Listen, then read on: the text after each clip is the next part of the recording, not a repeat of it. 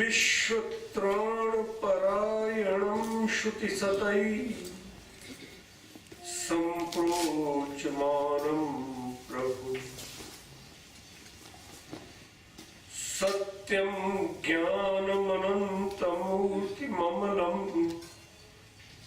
शुद्धात्मकं तं भजे शुद्धात्मकं तं भजे शुद्धात्मकं तं भजे।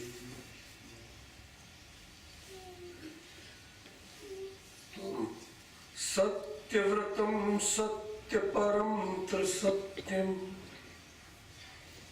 सत्यस्य योनिं निहितं च सत्ये सत्यस्य सत्यमृत सत्यनेत्रं सत्यात्मकं त्वां शरणं प्रपन्नम्। त्वमादिदेवः पुरुषः पुराणः त्वमस्य विश्वस्य परं निधानम् वेत्तासि वेद्यं च परं च धाम त्वया ततं विश्वमनन्तरूप। वायुर्यमोऽग्निर्वर्मा शशाङ्क प्रजापतिस्त्वं प्रपितामहश्च नमो नमस्तेस्तु सहस्रकृत्वा पुनश्च भूयोऽपि नमो नमस्ते। दिव्यमाल्याम्बरधरं दिव्यगन्धानुलेपनं सर्वाश्चर्यमयं देव मनन्तं विश्वतोमुखम्। दिवि सूर्यसहस्रस्य भवेद्युगपदुत्थिता यदि भासदर्शी सा स्यात् भासस्तस्य महात्मनः। नमः परमहंसास्वादित चरण कमल चिन्मकरंदाय भक्त जनमानस निवासाय श्री रामचंद्र। श्री गुरु चरण सरोज रज निज मन मुकुर सुधार वरणहु रघुवर विमल यश जोदायक फलचार। बुद्धिहीन तनु जानिके सुमिरहु पवन कुमार बल बुद्धि विद्या देहु मोहि हरहु कलेश विकार। पवन तनय संकट हर मंगल मूर्ति रूप राम लखन सीता सहित हृदय बसहु सुरभूप। लाल देह लाली लसे अरुधरि लाल लहू वज्र दह दानव दलन जय जय जय कपिसूर। श्री राम जय जय राम। श्री राम जय जय राम। श्री राम जय जय राम। श्री राम जय जय राम। श्री राम जय जय राम। श्री राम जय जय राम। धर्म की अधर्म प्राणियों में विश्व का हर हर महादेव।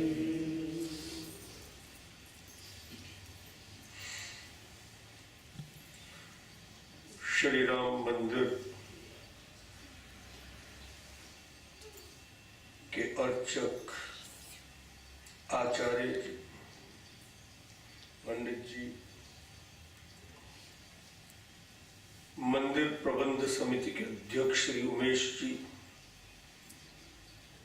विश्व हिंदू मंदिर साउथ हॉल के अध्यक्ष श्री सुदर्शन जी भाटिया,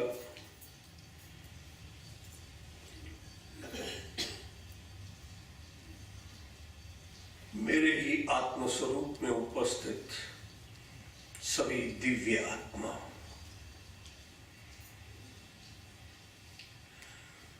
भगवान शंकराचार्य जी ने अपने लोक प्रसिद्ध ग्रंथ विवेक चूड़ामणि में कहा, दुर्लभम त्रयमेवैतत् देवानुग्रह हेतुकम मनुष्यत्वम मुमुक्षत्वम महापुरुष संशय।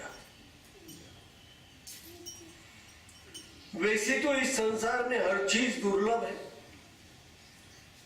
कौन सी चीज सरल है? सरलता से कोई चीज इस संसार में प्राप्त नहीं हुई। हमारा जन्म भी सरल नहीं था, किंतु इस संसार में तीन चीज अति दुर्लभ है। They are rare.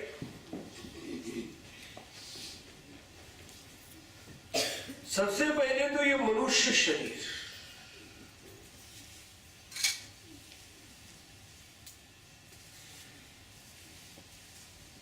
84 लाख योनियों में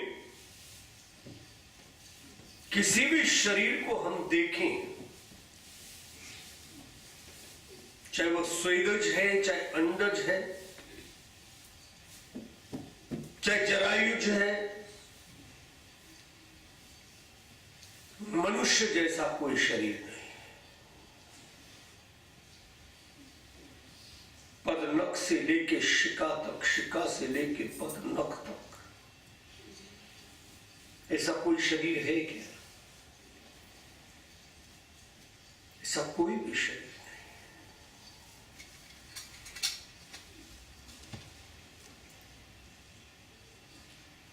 भगवान ने मयूर बनाया। हमने मयूर से पूछा, तुम संतुष्ट हो भगवान की कृति से? तो मयूर नाचने लगा अपने शरीर को देखकर, क्या सौंदर्य मुझे दिया। किंतु उस मयूर के पैर पर जब दृष्टि पड़ी तो रोने लगा। मुझे तरस आ रहा है भगवान की बुद्धि पर। पता नहीं कहां गई थी उनकी बुद्धि जब उन्होंने मेरे पैरों का निर्माण किया था। इतने सुंदर पक्षी को इतने कुरूप पैर, संतुष्ट नहीं है। भगवान ने विचित्र प्राणी बनाया, गेंडा, राइनोसिस।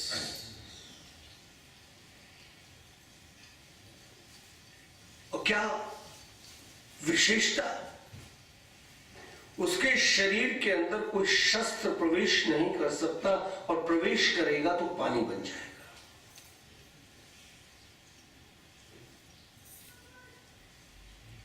पुराने जमाने में जब तलवार और ढाल की लड़ाइयां होती थी, शील्ड एंड शोल्ड, तो वो शील्ड जो है, वो जो ढाल बनती थी, वो गेंडे की स्किन की बनती थी, क्योंकि उसमें शस्त्र प्रवेश नहीं कर सकता। भगवान ने गेंडे से पूछा, भाई तुम तो संतुष्ट हो गए मुझसे, मैंने इतनी विशेषताएं तुम्हें दी, और उसके बल को नहीं नापा जा सकता। क्या बल?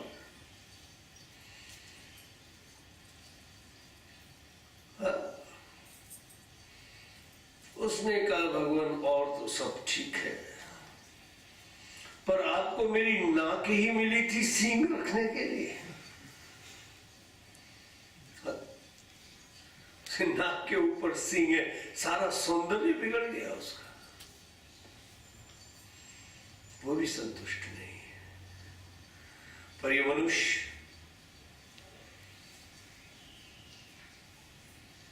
कितनी देर लगती थी। और भगवान अगर 2 सींग रखते थे ऊपर तो हमारा सारा सौंदर्य खत्म हो जाता, नहीं हो जाता। सबको दिए, मनुष्य को भी दे देते 2 सींग।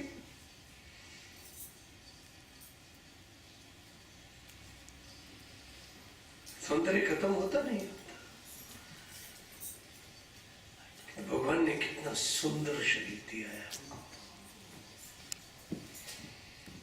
We have been gifted. It's a divine gift. और प्रभाव भी।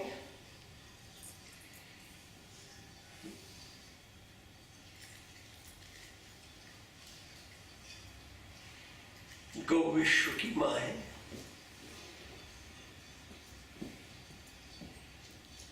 गावो विश्वस्य मातरम। और है, एक बार आध्यात्मिक दृष्टि भी छोड़ने, धार्मिक दृष्टि भी छोड़ने, प्योर भौतिक दृष्टि से भी देखें तो गाय हमारी मां नहीं है क्या? हमारी जननी ने, जिसने हमको जन्म दिया था, 1.25 साल तक दूध पिलाया था बस। उसके बाद हमें दूध से वंचित कर दिया। ये बहुत पी लिया था, बहुत पी लिया, अब रोटी खा। किंतु गाय तो आज भी दूध पिला रही है हमको। तो भौतिक दृष्टि से भी देखें तो गाय हमारी मां है। गावो विश्वस्य मातरम। गौ माता से कहो, माता जी श्री राम जय राम कहो। कह सकती है क्या? उसकी जीवा हमसे 8 गुनी लंबी है, तो वो भगवान का नाम नहीं ले सकती। इस संसार में सबसे इंटेलिजेंट पशु आती है। Is intellectual. उससे बुद्धिमान दूसरा कोई नहीं है। इसीलिए तो हमारे गणेश जी के ऊपर हाथी का सिर है। ठीक है, सिर कट गया था और किसी का भी लग सकता था, घोड़े का लगा देते। हैग्रीव के लगाया था।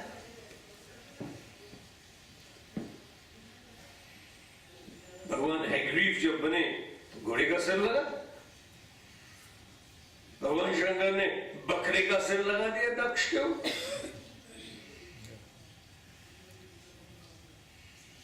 अश्वनी कुमारों ने महर्षि दधीच के ऊपर घोड़े का सिर लगा दिया। किंतु गणेश जी के ऊपर हाथी का ही सिर क्यों लगाया? क्योंकि Ganesh ji he is an embodiment of intelligence.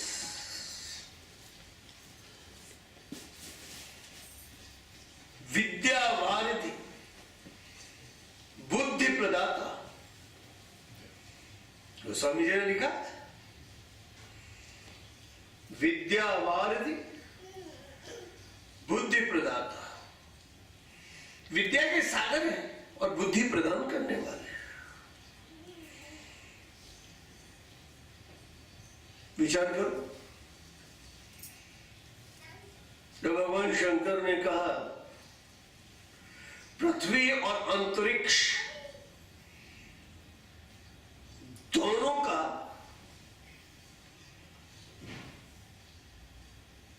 भ्रमण करके जो पहले लौटेगा वो प्रथम पूज्य होगा।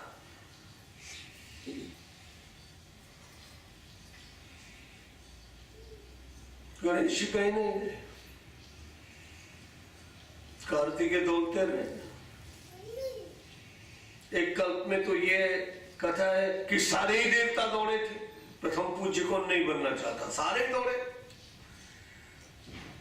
भगवान शंकर भी दौड़ने चले गए। एक कल्प में ऐसी भी कथा है, भगवान शंकर भी दौड़े, पार्वती भी दौड़े, सब दौड़े अपने अपने वाहनों पर।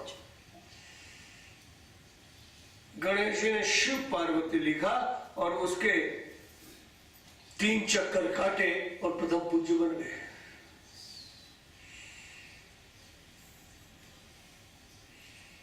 एक में ऐसी भी कथा है, किंतु प्रचलित कथा यह है कि कार्तिकेय चले गए और गणेश जी ने भगवान शंकर और पार्वती की पूजा की और प्रथम पूज्य बन गए। इंटेलिजेंस,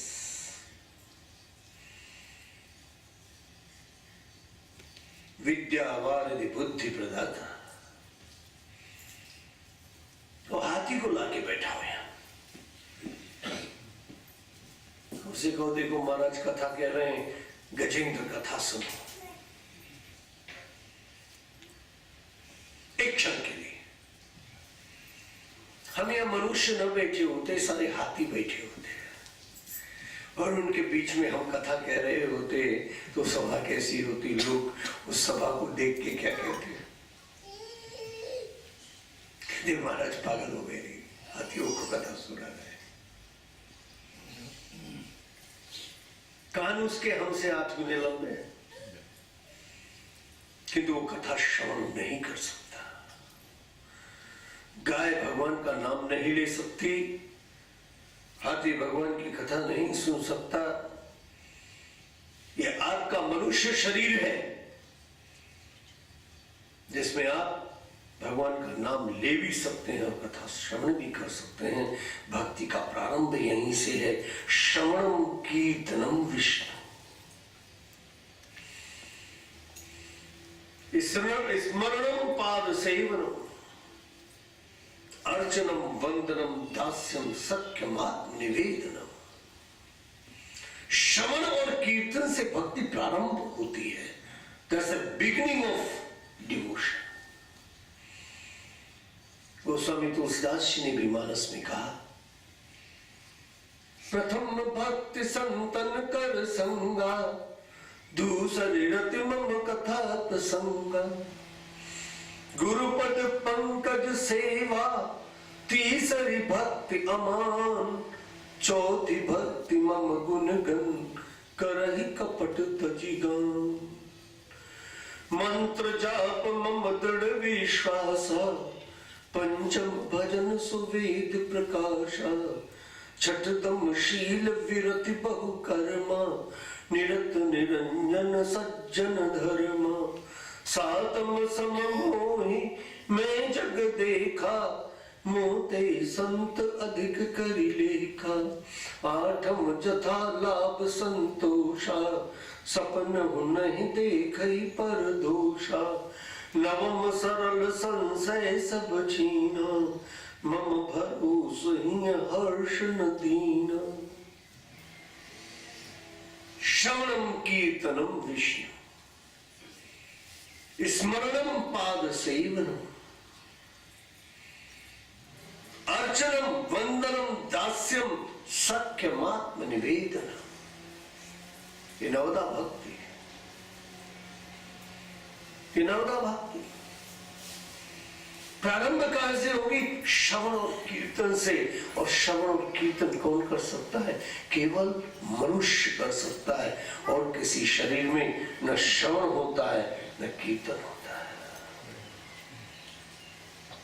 वो मनुष्य शरीर हम सबको प्राप्त है।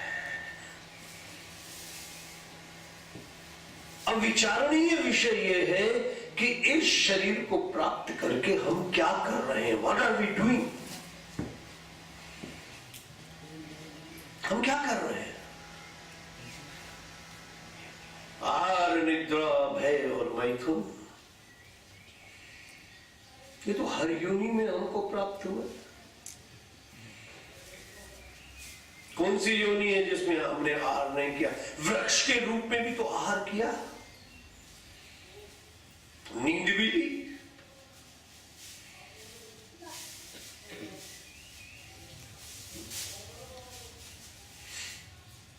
हम 7वीं कक्षा में पढ़ते थे, समर वेकेशन में हमारे प्रिंसिपल ने कहा सब मुझे पत्र लिखेंगे एक एक। सर्वश्रेष्ठ पत्र पर पुरस्कार दिया जाएगा और उसको असेंबली में पढ़ा जाएगा। हमारी बाल बुद्धि, हमने कहा इसी लिख दिया मोस्ट रेस्पेक्टेड सर और ये वो, तो उससे कोई नहीं, सभी ही लिखेंगे। थोड़े नोटी भी थे। I was really naughty, naughtiest student of my school. मैंने लिखा, my dear sir, no PT, no parade, no classes, no homework, no classwork, eating like a bull and sleeping like a log. Yours. He really laughed and he read the letter in the assembly, not as one of the best letters, but one of the funniest letters. किंतु बात तो सही थी। आज तो हमने bull के रूप में भी लिया, और जितना बुल के रूप में लिया उतना जो है इस शरीर में थोड़े ले पा रहे हैं। हम कितना खा लेंगे? आज तो चींटी भी लिया। ये कवि ने लिखा ना, हाथी मनबीर चींटी कणबिन, बाज जनन बिन, नागिन फन बिन दुखी रहे। हाथी मन बिन, हाथी को मन चाहिए खाने के लिए, हाथी मन बिन, चींटी कण बिन, उसको एक कण चाहिए, पर एक कण के लिए कितनी मेहनत करती है वो। हाथी मन बिन, मन बिन और चींटी कण बिन, बाज जनन बिन और नागिन फन बिन दुखी रहे। तो हाथी को भी आहार चाहिए और चींटी को भी आहार चाहिए। तो कौन सी यूनिवर्सिटी जिसमें हमने आहार न किया हो? क्या मनुष्य के रूप में ही हमने आहार किया है? वृक्ष के रूप में भी किया,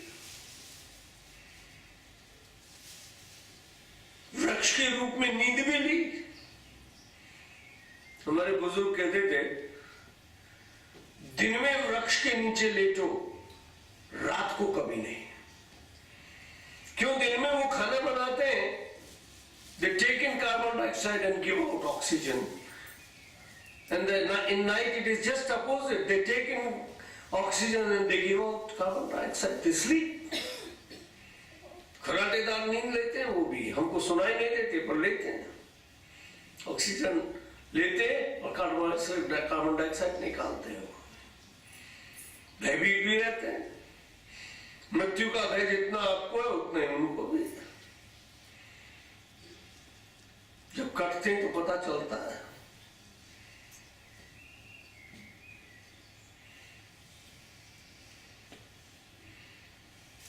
और रिप्रोडक्शन तुम में भी है, उनमें भी है, क्रिया भी एक ही। बॉटनी जो पढ़े हैं वो जानते हैं, when the pollen grains falls on stigma, only then fertilization takes place. तो इसलिए ये मनुष्य शरीर प्राप्त करके हमने क्या किया, क्या कर रहे हैं, चिंतन का विषय है। निद्रा भय मैथुन, ये तो हर योनि में हमको प्राप्त हुआ है। आज के युग को भ्रमित किया पश्चिम के दो विद्वानों ने। चलिए आना तो था ही, पर उसको लाने के लिए, जैसे गंगा को लाने के लिए भगीरथ की आवश्यकता थी, इसी तरह से इस कलयुग को भी पश्चिम के दो विद्वान अत्यधिक लेकर आए, बहुत जल्दी लेकर आए। शायद अभी धीरे धीरे आता, उन्होंने बहुत जल्दी। एक कार्ल मार्क्स और एक साइमन फ्राइड। कार्ल मार्क्स ने मनुष्य का चिंतन अर्थ तक सीमित कर दिया। मार्क्स ने कहा, man can achieve happiness if there is a proper distribution of wealth. तो वेल्थ यानी अर्थ तक हमारा चिंतन सीमित हो गया। चाहे हमने मार्क्स को सपोर्ट किया, चाहे हमने मार्क्स को अपोज किया, पर चिंतन तो मार्क्स के चारों तरफ ही घूमा। जिन्होंने मार्क्स को समर्थन दिया वो कम्युनिस्ट कहलाए, और जिन्होंने मार्क्स का विरोध किया वो कैपिटलिस्ट कहलाए। आज कम्युनिस्ट भी और कैपिटलिस्ट भी दोनों ही डिजास्टर को प्राप्त हुए हैं। रशिया कम्युनिस्ट बना, रशिया का फूस उड़ गया। अमेरिका कैपिटलिस्ट बना, रिसेशन भोग रहा है। और इतना ही नहीं, अमेरिका तो कह रहा है रिटर्न टू नेचर। अमेरिका में एक विचार उभर के सामने आ रहा है, return to nature, return to nature. अर्थात कम्युनिज्म भी फेल हो गई और कैपिटलिज्म भी फेल हो गई, पर मार्क्स के चिंतन ने मनुष्य को अर्थवादी बना दिया। विनीत उमेश जी कह रहे थे कि हम लोग आए थे, हमने पाउंड्स तो कमा लिए, किंतु सेटिस्फैक्शन है क्या? जीवन का सेटिस्फैक्शन नहीं है। क्यों? किस लिए? क्योंकि अर्थ से सुख प्राप्त नहीं हो सकता, अर्थ सुख का साधन नहीं बन सकता।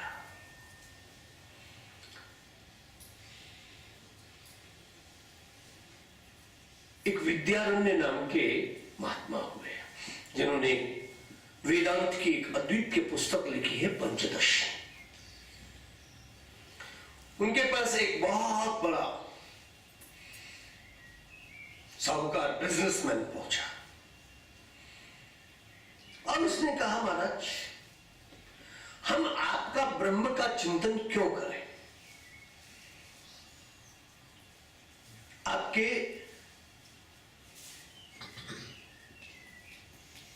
ईश्वर की आराधना क्यों करें? हम आपके भगवान की पूजा क्यों करें? देखिए, ब्रह्म, ईश्वर और भगवान ये पर्यायवाची शब्द नहीं है। एक ही तत्व जब अलग अलग स्वरूपों में आता है तो उसका वाचक है भगवान सगुण साकार रूप के, ईश्वर सगुण निराकार रूप और ब्रह्म निर्गुण निराकार का वाचक है। तो ब्रह्म का तो चिंतन किया जाता है,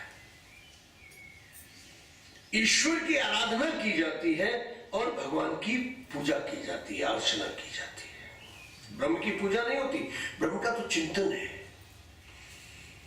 ईश्वर की आराधना है, ध्यान, और भगवान का पूजन है। उसने कहा क्यों करें हम? बिना ये किए हमारे जीवन का कौन सा कार्य बिगड़ रहा है? महाराज ने उत्तर नहीं दिया। महाराज ने काउंटर क्वेश्चन किया। महाराज ने कहा ये बताओ, बिना ब्रह्म का चिंतन किए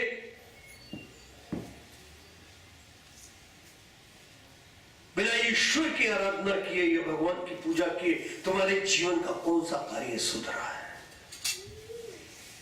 मति की रति गति भूति भलाई, ये 5 कन्याएं हैं सत्संग के। ये किसी को कहीं मिली है तो जानो सत्संग प्रभाव, लोक वेद न अन उभाव। किसी को अगर बुद्धि मिली है मति, किसी को यश मिला है कीर्ति, मति कीर्ति गति। अगर सदगति मिली है, मति कीर्ति गति, भूति विभूतियां मिली है और भलाई मिली है, तो समझो उसने जीवन में कभी ना कभी सत्संग किया होगा। मति कीर्ति गति भूति भलाई, जहां भी जब भी जीवन में मिला होगा किसी को, सो जानव सत्संग प्रभाव, लोक वेद न आन उपाओ। लोक में और वेद में दूसरा कोई उपाय नहीं। ये 5 बहन हैं, मत कीर्ति गति भूति भलाई। ये 5 बहन कहां से उत्पन्न होती हैं? कहते सत्संग से। और इनका एक भाई है, उसका नाम है विवेक, वो सत्संग से मिलता है। बिनु सत्संग विवेक न होई। ये 5 बहन और एक भाई, सत्संग की 5 पुत्रियां हैं। 5 चीज मिलती है सत्संग करने से, मति कीर्ति गति भूति भलाई। जहां जही पाई, जहां भी मिला, जब भी मिला, सो जानव सत्संग प्रभाव, लोकहु वेद न आनो। उन्होंने कहा महाराज, मैंने तो ये सब अपने बुद्धि बल से प्राप्त किया है, बाहुबल से प्राप्त किया है, धन बल से प्राप्त किया है। यहां कोई सत्संग या भगवान कुछ नहीं। उन्होंने कहा अच्छा ये बताओ तुम करते क्या? महाराज मैं विश्व प्रसिद्ध व्यापारी हूं। मेरे 7 जहाज तो जो है विदेशों में व्यापार करते हैं।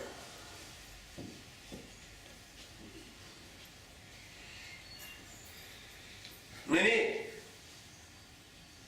1 मील बाई 1 मील में बंगला बनाया हुआ है। मेरा बंगला 1 मील बाई 1 मील में बना हुआ है। क्या आलिशान महाराज, और सब कुछ उसमें है। ऐसा कुछ नहीं जो नहीं मेरे स्वर्ग में भी उतना सुख नहीं होगा जो मेरे घर में है।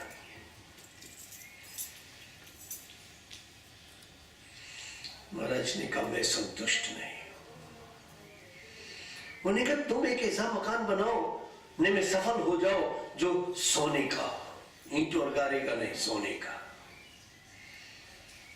और सोने के मकान में एक सोने की शैया, और सोने की शैया के नजदीक एक सोने की तिपाई, और उस पर सोने की सुराही, और उसमें रखा हुआ है शीतल जल।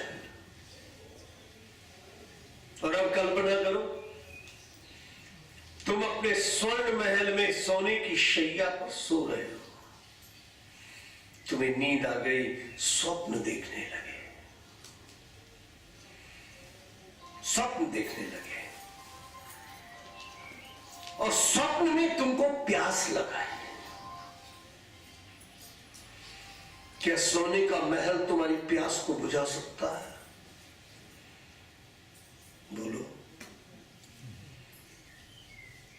सोने की शैया, सोने की तिपाई, सोने की सुराही, और उसमें रखा हुआ शीतल जल भी क्या स्वप्न में लगी हुई प्यास को बुझा सकता है? महाराज जनक स्वप्न देखते हैं कि पड़ोसी राजा ने उनको उनके ऊपर आक्रमण कर दिया और वो युद्ध हार गए, और युद्ध हार के भाग रहे हैं। 1 हफ्ता हो गया, ना कुछ खाने को मिला, ना कुछ पीने को मिला।